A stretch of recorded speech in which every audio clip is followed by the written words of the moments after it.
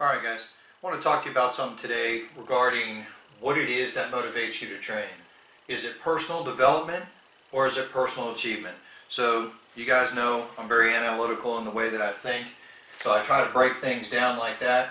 So over here we have the goals of my training, and then over here we have the categories. Alright, so we're looking at fitness and exercise, firearms training, martial arts, self-defense type training. Okay. Each one of these that we train, and you could apply this to all aspects as well. It doesn't have to be just applied to the area of combatives or things like this. It can be applied even to your own personal motivations for business, or your ambitions towards a particular, your ambitions in business rather. So if we're looking at fitness and exercise, I need to ask myself, when I go into the gym, am I there for personal development? Which personal development says my goal is to get stronger, period. Okay? To get stronger. Stronger, faster, more endurance, whatever. It has those types of, I don't want to say undefined, but they're not a set goal in the sense that they're objective based, and that's a term that you guys, a good book on this subject would be Pat McNamara's Combat Strength Training, where he talks about objective based training, and this is kind of along the same lines, although I'm applying it to a greater spectrum of training. So in fitness and exercise, my goal is to get stronger. If I'm looking for personal development, my goal is to get stronger. If I'm looking for personal achievement, it might be to be stronger than some guy, or to get 20 pull-ups, or to bench 1.5 times my body weight, or whatever. They become specific goals. Now, these things, these personal achievement marks, are not in and of themselves bad, but these things are waypoints. All right, now you guys who've ever done any kind of navigation, you know the difference between a waypoint and a destination. A waypoint is a point along the process, along the journey, that I use to determine where I'm at in the journey. So if I'm navigating from this point and I want to get to here, a waypoint would be, okay, this spot. Once I get to this spot, I'm now looking for that next waypoint. And then I'm looking for that next waypoint and the next one, and so on. So if I'm looking at this from the perspective of fitness, I need to ask myself, am I going after the waypoint? Is this my goal, my overall goal? Or is this my goal, the destination, to get stronger? Because there is a huge difference in how you go about training. For instance, if my goal is to reach that 20 pull-ups, and I say that my waypoint is I want to get 5 pull-ups. So I go in there and I'm getting the 5 pull-ups, and then I get 10, and then 15, and then 20 pull-ups. Here's the problem.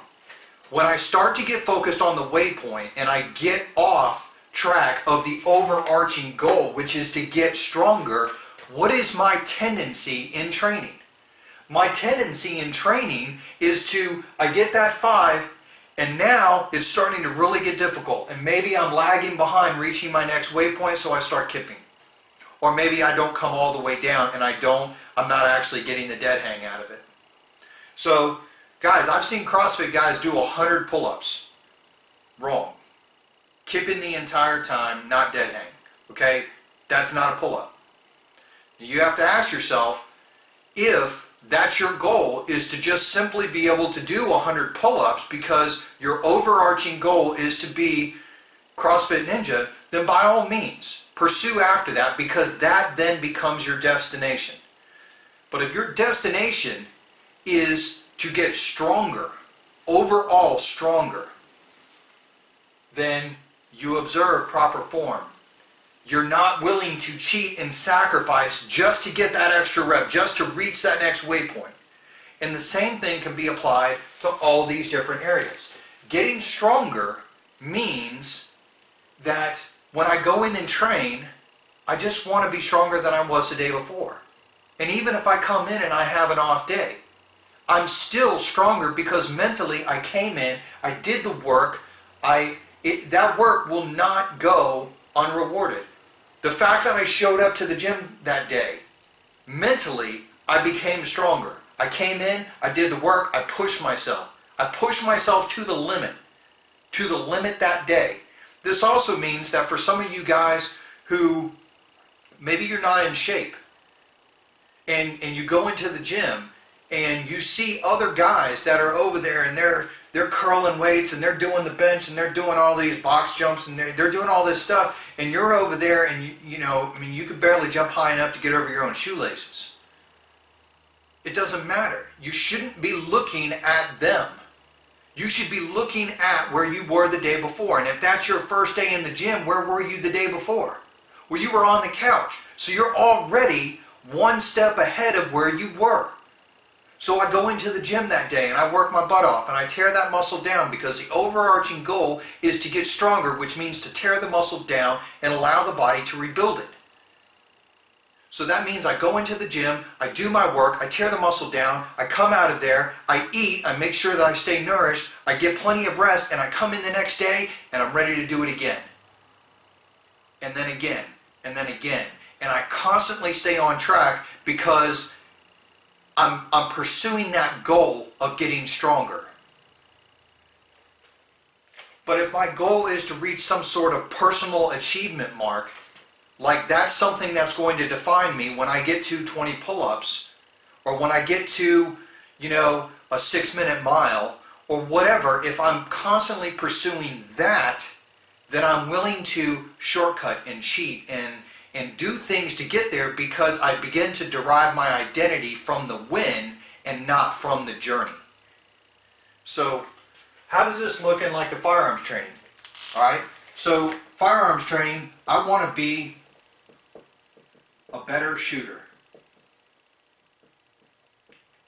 All right, let's just say that I'm doing this for personal protection. I want to be a better shooter. I want to be more tactically proficient. I want to be smarter about how I use my weapon. So how does this look for personal achievement? Well, maybe it means faster. Maybe it means, winning competitions like IDPA, just for example.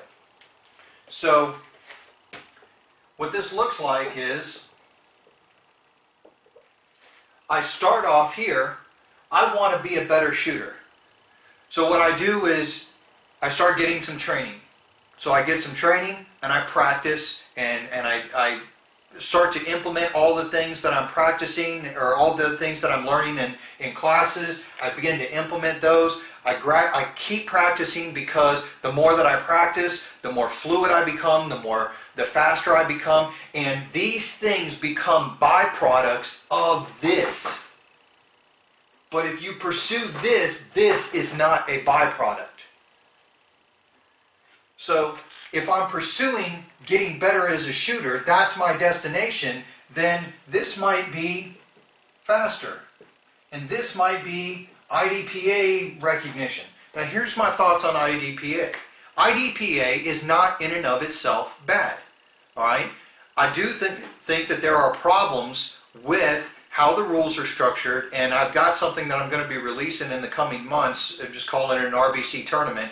But it's an IDPA similar type situation, except in my opinion, what I've seen in the IDPA has been gained to a point that it's a problem as far as using it for practical purposes.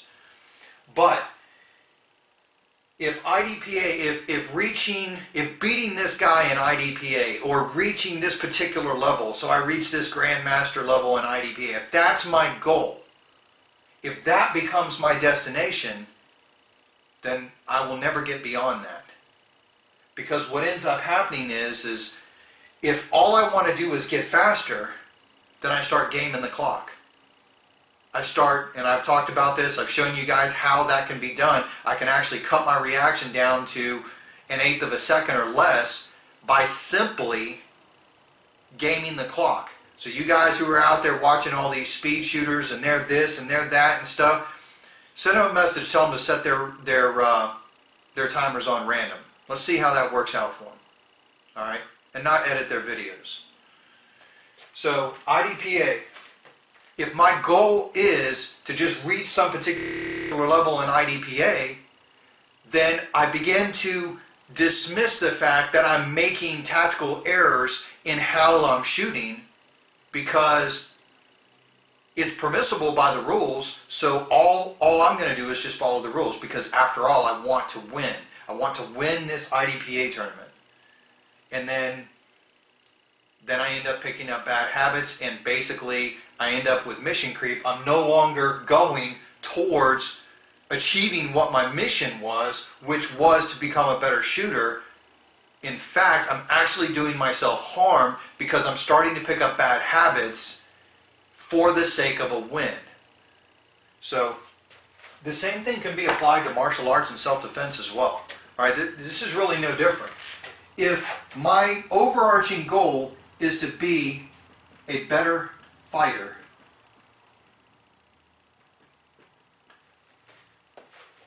then it means that every single time I go in to train, I just want to be better than I was the day before.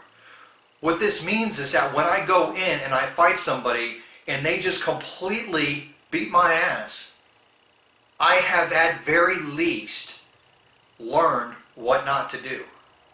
So did I become a better fighter in that respect? Absolutely, yes I did. I learned two things. I learned what not to do, and I learned some humility. And possibly three, I learned respect for that opponent. Alright? All three things are integral parts of you growing in your development as a fighter. But if my goal is just personal achievement, just a win, then it means that when I go into the class, I choose out those guys that I know I can beat and I seek after those guys. Or it means that I'm willing to sacrifice technique for the sake of beating that guy. I'm willing to go in there and just pull out some complete dick move on an individual just so I can win. Because after all, that's what it's all about. It's just all about winning. Now this gets back to our original discussion, which had to do with basically the belt system. Guys have a problem with the overall belt system in martial arts. But the belt system is not in and of itself bad. It's not the belt system that's the problem. The problem is the heart of the individual who is doing the training. What is his motivation? Where is his heart? If his heart is on personal development, he will do well. And as a result, that belt will come as a byproduct. But if his goal is the next belt, it's blue belt, it's purple belt, it's brown belt, whatever. If his goal is the next belt, then he is then inevitably going to ask himself, what do I need to do to get to the next belt? Well, in order to be a blue belt, I got to beat all these other white belts. Okay, I'm going to be a straight up dick, I'm going to mash my elbows into their face, I'm going to do all this stuff because winning is the goal. Because I just want to get to that blue belt. And what ends up happening is they end up seeking after the waypoint and not after the destination. You guys think about that when you're training.